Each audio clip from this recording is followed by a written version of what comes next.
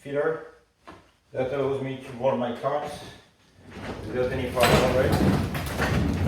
And then I have long ramp that also allows me to drive a low car. I just added a trap here so I can move it in front like this. Prevent this from flapping like this when the door is closed. I just did one of those automatic ratchet straps. With a little attachment on each side so I can just hold it in place, and now my ramp is not moving when I'm traveling. So here I have all my socket, my wrenches, etc. just in one place. I move it from the shop to the trailer when we go racing.